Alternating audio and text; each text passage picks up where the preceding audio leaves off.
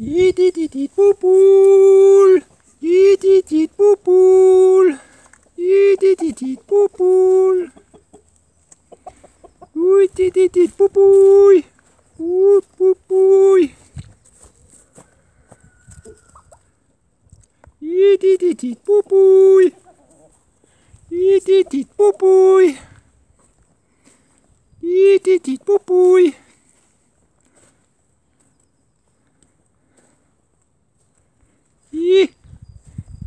Poupouille. Allez, viens ma pépite.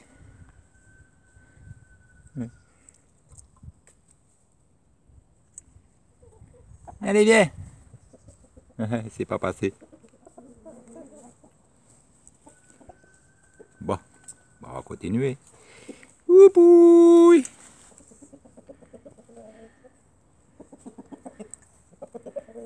Tititit poupouille.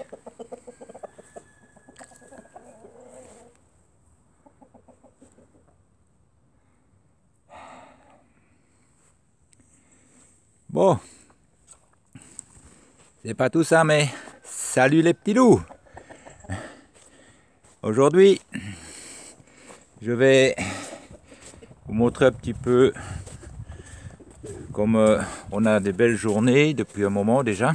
Aujourd'hui, on est le 18 février, il fait 15 degrés. Ça fait déjà quelques jours qu'on a des belles températures. Bon, la nuit, il fait encore 2-3 degrés, mais on a plus de gelée. Donc je commence tout doucement à relancer mes bassins. Alors ici, vous voyez, là je fais une petite transformation ou modification. C'est-à-dire qu'avec le temps, le bord du bassin, il s'est tassé. Et puis avec le chien qui marche dessus, les poules et tout ça, et bon, tout ça s'est tassé. Du coup, mon niveau d'eau est un peu plus bas avant de déborder. Ce qui me pose un problème avec ma pompe qui est là, parce que je n'ai plus assez, j'estime ne plus avoir assez d'eau au-dessus de ma pompe pour que ça fonctionne vraiment comme je le veux. Donc ce que je vais faire ici, donc j'ai relevé la bâche, je vais remettre de la terre, vous voyez ici, pour remonter un petit peu le bord, comme ceci. Et bon, je remettrai une toile blanche comme ça sur la terre pour ne pas que les racines passent au travers et risquent de me faire des trous dans la bâche. Vous voyez, déjà j'en ai fait un là. Ici j'ai fait un trou avec la pioche, j'avais un peu loupé mon coup. Bon, enfin, et la terre, vous voyez, je la prends là pour faire le tour de mon bassin. Et alors, je vous montre aussi, comme je relance un petit peu tous mes bassins, je relance aussi ma fontaine ici. Je vous dis aussi quand je fais des erreurs de débutant. Par exemple ici, donc j'ai un petit jet d'eau qui vient par ici, ce qui fait fontaine. Et quand j'avais fait l'installation, il n'y avait pas d'eau dans mon bassin quand j'ai fait l'installation. Donc j'ai mis un tuyau qui passe à l'intérieur, comme ceci. Un gros tuyau de 6 cm de diamètre, qui passe à l'intérieur et qui est pris dans la maçonnerie. Et dans ce tuyau, je passe mon câble pour ma pompe et le tuyau qui va être rejeté par la pompe pour qu'il sorte ici. Donc par un circuit fermé si vous voulez. Mais mon erreur de débutant, et pourtant Dieu sait si j'avais fait des bassins avant, j'en ai fait quelques-uns, mais malgré tout je me suis fait avoir, c'est que comme il n'y avait pas d'eau dedans, j'ai pris mon câble, j'ai mis ma pompe ici en dessous, j'ai pris mon tuyau, je l'ai coupé, je l'ai mis ici en dessous, il n'y a pas de problème. Moi quand j'ai dû faire l'entretien de la pompe, c'était sous l'eau. Donc il fallait que chaque fois que je fasse de la plongée ou du diving pour pouvoir aller nettoyer ma pompe. Du coup je ne l'ai pas fait souvent et j'ai grillé ma pompe à cause de ça. Donc maintenant ici j'ai décidé de changer un petit peu l'histoire. Donc j'ai recommandé une pompe que je devrais recevoir normalement demain. Et j'ai rallongé le tuyau et le câble, vous voyez, qui sont ici. Donc le câble électrique, ça c'est la partie qui m'a permis de le tirer, mais vous voyez là le câble, celui-ci, je sais encore le retirer de 1,50 m. Donc ma pompe elle va être accordée à ce câble là. J'ai des connexions spéciales pour aller sous l'eau. Et le tuyau, ben, vous voyez, je l'ai rallongé, comme ceci. Bon, ici, il est trop long, hein, mais je le recouperai quand j'aurai la pompe. Et alors, je vais mettre ma pompe ici dans le fond, de façon à ce que quand je voudrais la nettoyer, ben, je la prends, je la lève et je la mets là et je suis bien à l'extérieur pour la nettoyer et je ne devrais plus avoir de bris de pompe. Et vous voyez, je vous explique que même quand je fais des erreurs, je vous le dis, c'est des erreurs de débutant, j'y ai pas pensé. Je sais pourquoi j'ai fait l'erreur, parce qu'il n'y avait pas d'eau dedans et j'ai pas réfléchi que quand je devrais faire l'entretien de ma pompe, il y aurait de l'eau dans le bassin. Donc, erreur que je ne commettrai plus. Sinon, pour le reste des bassins, ben, je n'ai pas fait ces erreurs-là. Ici, c'est une chose tout à fait normale hein, que la terre se soit tassée. Hein, donc, j'en rajoute un petit peu, puisque ceci, c'est un miroir d'eau. Donc, je n'ai pas des masses de profondeur hein, au niveau de mon truc. Alors là, au fond, l'autre bassin que j'ai fait, donc celui-là, c'est le dernier que j'ai fait. Celui-là, je l'ai remis en route, ici. Et lui, j'ai rien dû à faire dedans. Tout est bon. Hop, les grenouilles qui sautent. Elles sont déjà là. Imaginez, le 18 février, et j'ai déjà les grenouilles qui sont là. Donc, vous voyez. Voilà. Voilà. Bon, je ne sais pas si vous voyez quelque chose. Voilà, vous voyez que l'eau coule bien. Que c'est propre. Qu'il y a déjà des grenouilles dedans. Alors la végétation, elle est en bouton, hein, donc elle n'a pas encore repris. Le papyrus, lui, ça va, il a bien passé l'hiver. Et le salicaire, qui est ici, lui, ben oui, il a vachement grandi. Hein. Et ben lui, il me fait déjà des pousses. Donc ce sera bon pour cet été. Hein. Mais celui-ci, j'ai vraiment rien eu à faire dedans, donc j'ai simplement rebranché la batterie. Et puis voilà, ça fonctionne. Il n'y a aucun problème. Donc je vous montre ça un petit peu quand je vais faire le travail. Et je me suis acheté un pied pour mettre la tablette pour pouvoir filmer. Donc ce sera normalement beaucoup plus à l'aise pour faire mes vidéos. Et voilà, je vous montre ça de suite.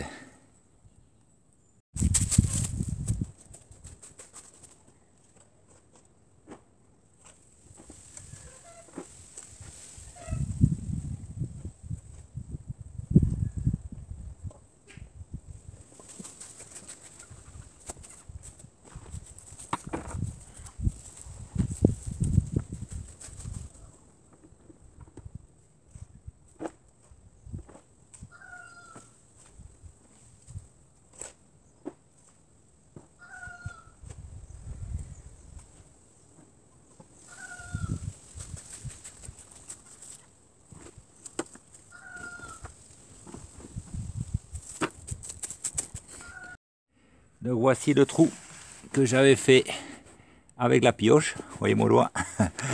Donc je vais reboucher ce trou là. Alors pour le reboucher, je vais le faire donc voilà, pareil, par en dessous évidemment. Alors j'ai déjà poncé tout le dessous, bien nettoyé correctement, et je vais utiliser du Sikaflex tout en un là, qui est notre beau produit. Bon, je n'ai pas de la colle spéciale pour ceci, mais le Sikaflex fera très bien l'affaire.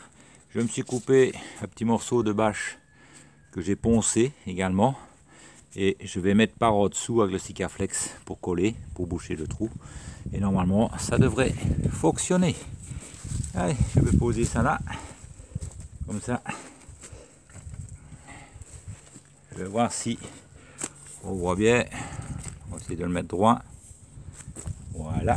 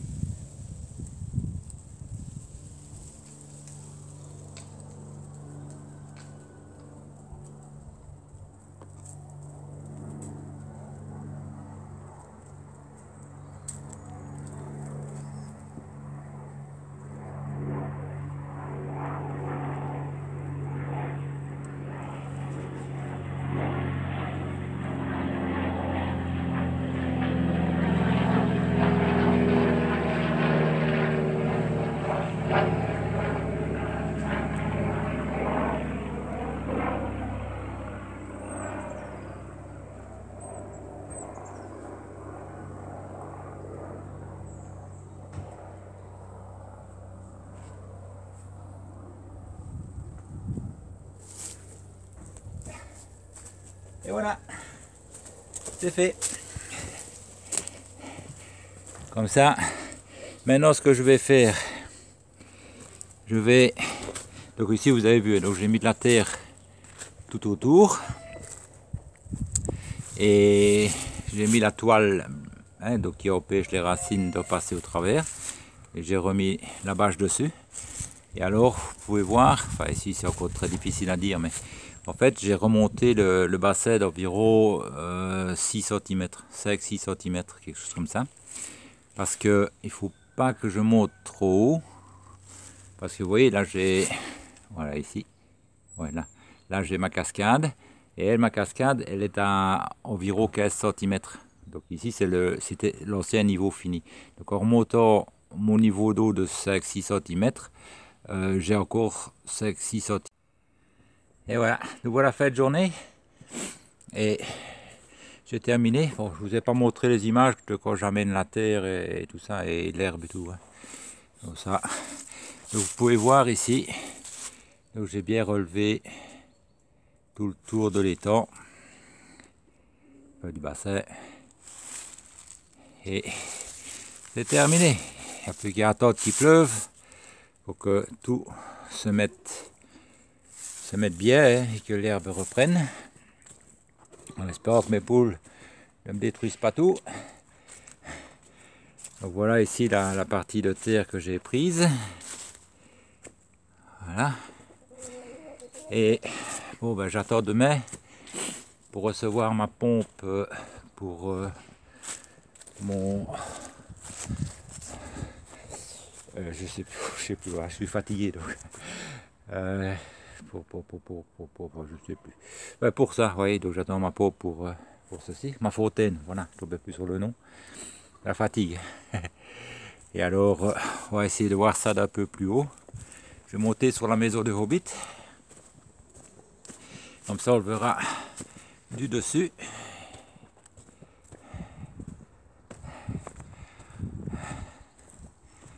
Et voilà. Donc ici, je suis bien sur la maison de Hobbit. Et voilà ce que ça donne. Donc, je vais essayer de le monter au maximum.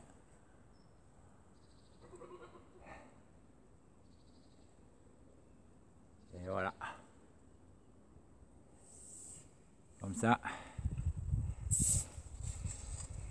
Comme ça, c'est fait. Bon ben, pour moi, ce sera demain. Parce que je vais aller me reposer, manger à bout. Mais pour vous, c'est à la suite. Et voilà, je vous montre. J'ai reçu... Enfin, le pied, je vous en ai parlé hier. Je vais mettre... Parce que là, je suis à contre-jour. Donc, je le mets à terre. Ici, comme ça. Vous voyez le pied. Donc, les trois pieds ici, ils se détendent. Et ceci monte encore aussi. Donc, ça fait à peu près 1m70, 1m80 en hauteur pour mon pied. Donc, ce qui est facile, que je peux y mettre la tablette. Et ce sera un peu plus stable. Sinon, j'ai reçu ma pompe. Voilà. Bon, ouais, sur le papier, aucune inscription. Hein, Submersible pompe, made in China. Alors, à l'intérieur, il y a deux trucs caoutchouc mou pour les accrocher. Donc ça, je n'en ai pas besoin. Et la pompe. Donc voici la pompe. Hop, c'est bien, on voit rien du tout. Hop, on va faire ça. On ne voit rien non plus. C'est fou ça. Peut-être que je suis... Non, mais ça c'est fou, on n'arrive même pas à lire. Enfin, c'est une 800 litres. Donc, 800 litres à l'heure. 18 watts. Et ben, on va aller installer ça. Voilà, j'ai réglé ma tablette. Donc, on peut voir maintenant les informations sur la pompe. Voilà, nous y voilà. Donc j'ai mon câble d'alimentation qui vient de mon panneau solaire et de ma batterie, qui est ici. J'ai ma pompe, le câble de ma pompe. Et j'ai un matériel que vous connaissez peut-être, mais pas sous cette forme-là. Donc ceci, en fait, ce sont, je vais vous le montrer, je vous mettrai en grand écran après, ce sont des isolateurs, vous voyez. Alors, contrairement aux autres isolants qu'on peut trouver sur le marché, vous savez, qu'on fait avec le briquet, qu'on chauffe et qui se rétracte, ceux-ci ont la particularité d'avoir du gel à l'intérieur. Et quand on chauffe, le gel fond et se met dans les fibres du câble, ce qui le rend étanche pour le plonger dans l'eau. Mais pas que, c'est-à-dire qu'on peut le mettre dans un environnement très humide, faire la même connexion et ce sera parfaitement étanche. On peut également le mettre sur les véhicules qui sont soumis à la pluie, des choses comme ça. Donc quand on achète ce genre de connecteur, donc toujours bien faire attention de prendre quelque chose qui soit avec un gel à l'intérieur, ce qui permet d'avoir une bonne isolation, même plongée dans l'eau. Peut-être que certains le savaient, le connaissaient, d'autres ne connaissent pas.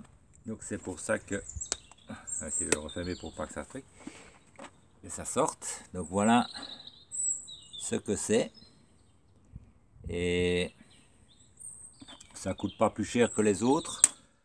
Mais l'avantage c'est que on peut les utiliser dans des endroits secs comme dans les endroits humides, donc c'est un gros avantage. Donc ceci étant fait, ce n'est pas de la publicité que je vous fais, c'est simplement la connaissance des matériaux, de ce qu'on utilise pour les bassins ou pour autre chose. Il y a chaque fois, je veux dire, quand on a le bon matériel, en général ça fonctionne bien et durablement. Donc ici la connexion de ma pompe, c'est une connexion comme ceci, qui elle n'est pas du tout étanche, même avec un autre embout comme ça. Donc comme toujours, hein, petite modification, et hop, allez, ça on le vire. Ensuite, on dénude, voilà. Alors, sur le site d'Amazon, où j'ai acheté la pompe, j'ai lu le descriptif. Le rouge, c'est le positif. Le noir, c'est le négatif. D'accord?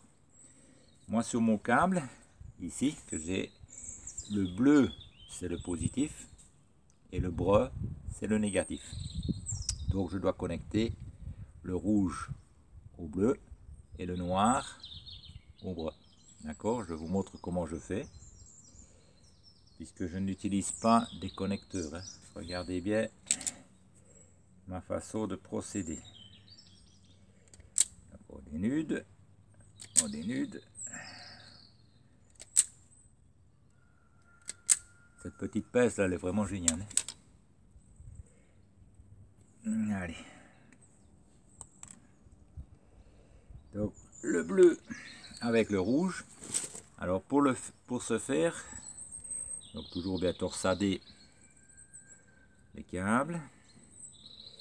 Et je vais faire une boucle pour justement, quand je veux tirer sur mon câble, que les câbles ne se séparent pas.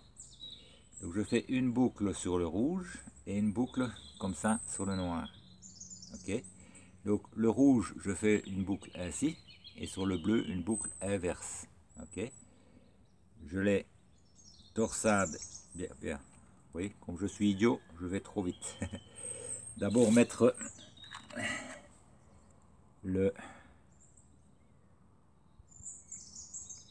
l'isolant. Voilà. D'abord mettre l'isolant. Et puis, on répète l'opération. Si ce n'est que là, je n'ai pas dénudé loin ainsi. Oui, allez. Je vous pas les professeurs. C'est pas au boulot. Donc voilà. Ceci étant fait. Donc maintenant, je recommence. Je prends la bonne dimension. Et sans lunettes, c'est pas évident. Alors je vous dis pas quand je dois enfiler du fil sur une aiguille. Voilà. Donc je recommence l'opération. Donc, vous voyez, les deux câbles, comment est-ce qu'ils sont? Je les mets, hop, comme ça. Et je torsade sur leur propre connexion. De façon à, vous voyez, vous ne savez plus les défaire. Et quand vous remettez l'isolant dessus, voilà,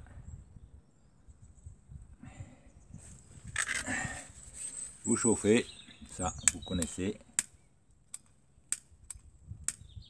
Ouais, il y a du vent, c'est pas gagné. Voilà.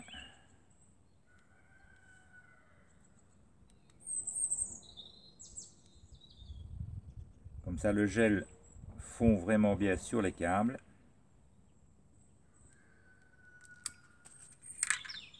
Et voilà, vous avez une connexion solide et parfaitement étanche. Vous pouvez la plonger dans l'eau sans aucun problème.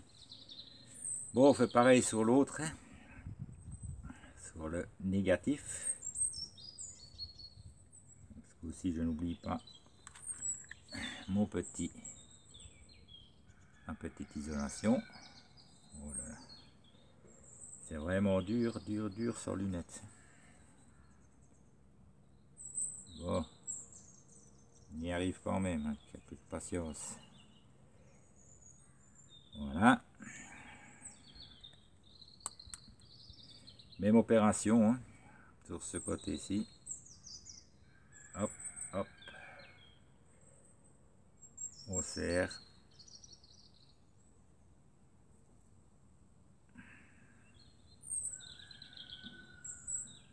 Voilà. On remet l'isolant. Et on recommence l'opération.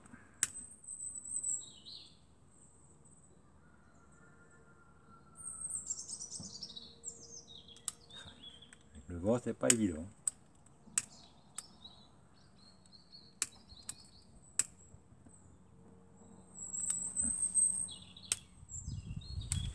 Bon, bon.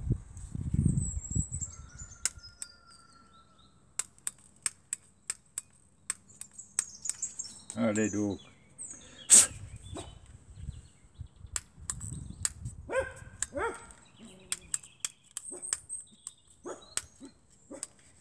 Mais qu'est-ce que c'est que ce truc de chez Lidl qu'il faut?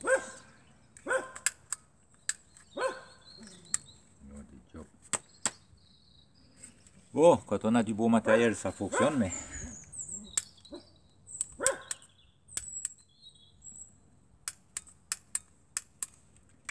Bon, je vais chercher le briquet. Voilà. Un briquet, ça va le faire. Vous avez dit, je n'ai pas testé le briquet. J'espère qu'il va aller. Oh, nickel. Ah, putain, c'est chaud.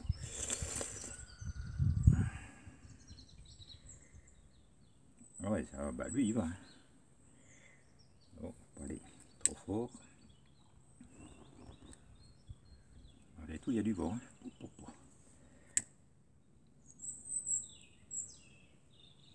Et voilà.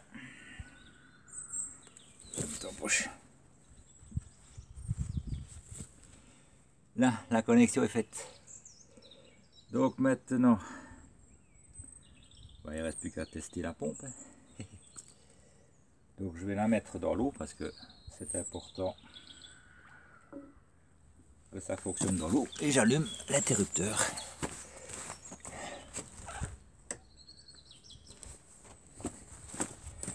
Et alors là,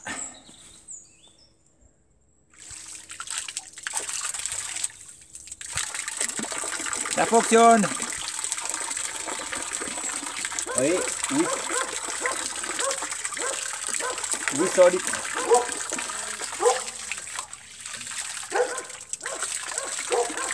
« 800 litres à l'heure, ça donne quand même... Attendez.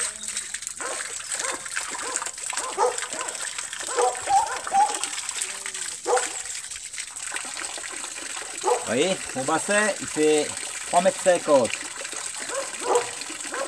Donc ça envoie.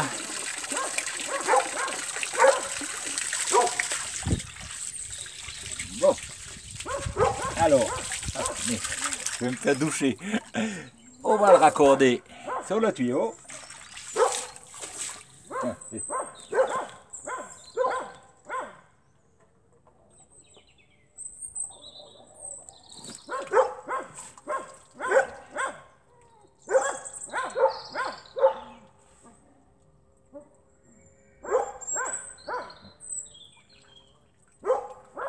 Et ça fonctionne.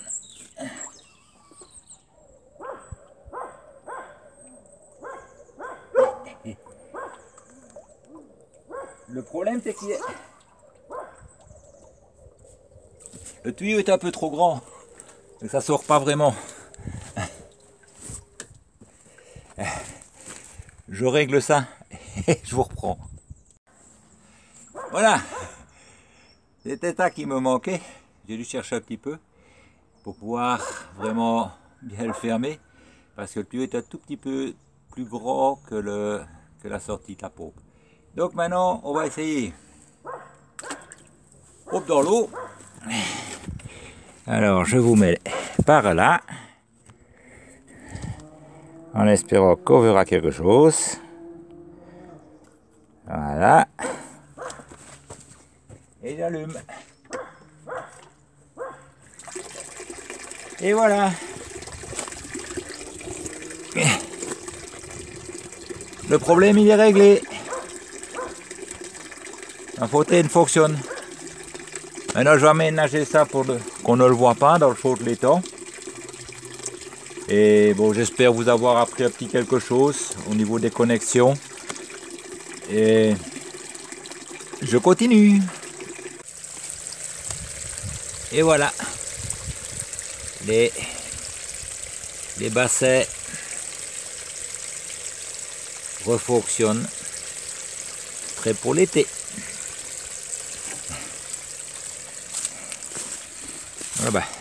Voilà. Ça m'aura pris une grosse demi-journée pour avoir un peu plus même, pour pouvoir faire le tour. Et voilà. Attendre qu'il pleuve maintenant, que tout soit bien lissé par la pluie et que l'herbe repousse. Et ma fontaine fonctionne.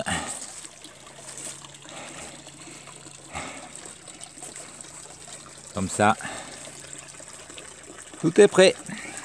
Et la troisième, elle est là au bout, vous l'avez vu hier. Elle fonctionne aussi. Donc, tout est bon. Allez, je vous souhaite de passer une bonne fin de semaine, ou une bonne fin de week-end. Et à la prochaine.